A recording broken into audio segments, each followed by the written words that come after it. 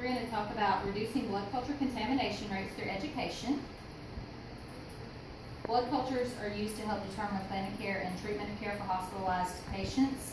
Blood cultures are lab tests used to determine if or what bacteria or fungus are present in the bloodstream. When blood culture sites are not cleansed properly and blood culture blood culture bottles are not cleansed properly, it can lead to contaminated blood cultures.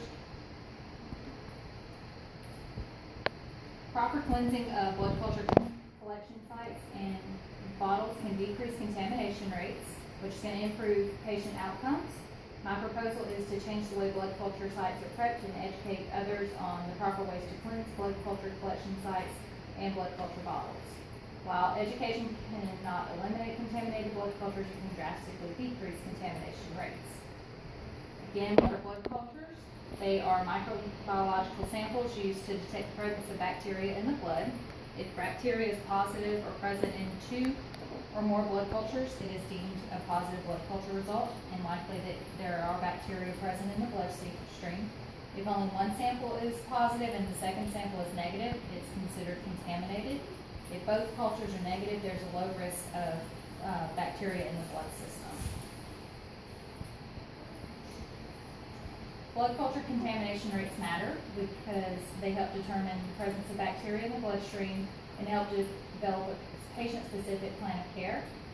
When contaminated blood cultures, when you have contaminated blood cultures, it can lead to upwards of $4,000 in additional costs for the patient, an increase of 20% in lab costs and 39% in antibiotic costs. Medicaid and Medicare do not reimburse for contaminated blood culture results, so the hospital has to eat that cost. And also, contaminated cultures can lead to increased hospital stays and overuse of broad-spectrum antibiotics, which can lead to superbugs. So, our objectives are to educate others on what blood cultures are, what they're used for, and the importance of blood cultures and decreasing contamination rates. We also want to instruct others on proper cleansing and prepping techniques when obtaining blood cultures and decrease blood culture contamination rates through education. We need to decrease the blood culture contamination rates to decrease the cost of health care, decrease the patient's length of stay in the hospital, and improve patient outcomes.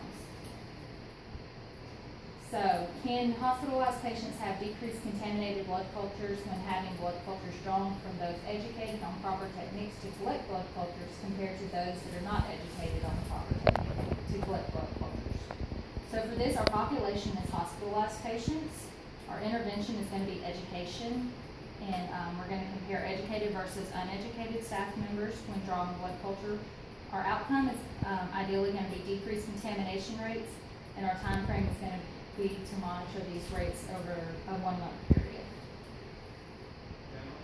So proper cleansing of blood culture collection sites leads to a 21% decrease in contamination rates. Education about proper collection can also lead to a 1% decrease in contamination.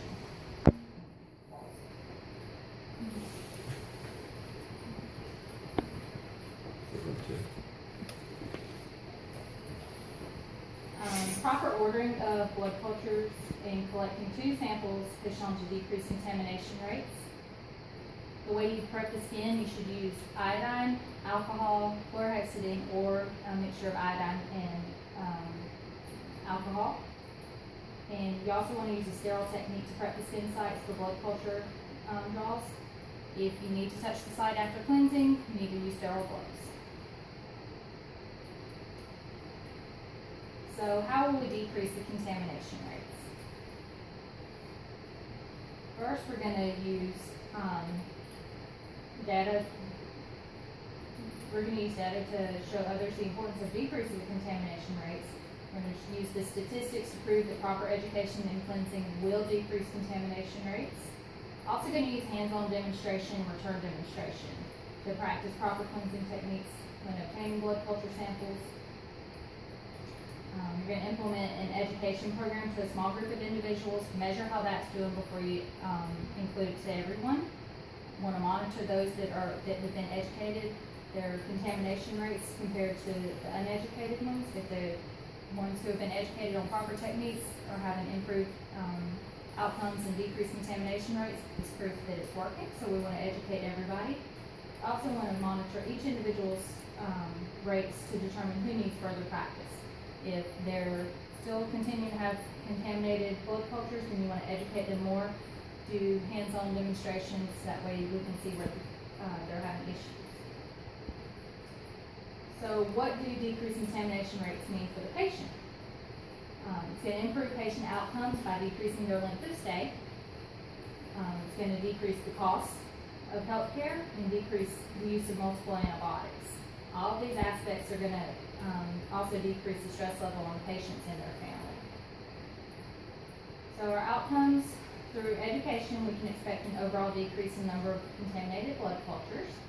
Education will allow everyone the opportunity to learn the proper techniques for cleansing and collecting blood cultures. A decreased number of contaminated blood cultures will also lead to decreased hospital and lab costs.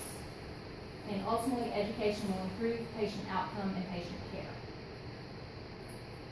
So, summary is contaminated blood cultures lead to increased hospital stays for patients, increased costs of healthcare for the patients as well as the hospitals, and decreased patient outcomes. They cannot be eliminated, but they can be decreased. Education on blood cultures, blood culture contamination rates, and proper techniques for collecting blood culture samples can decrease blood culture contamination rates. Through education, we can improve patient outcomes.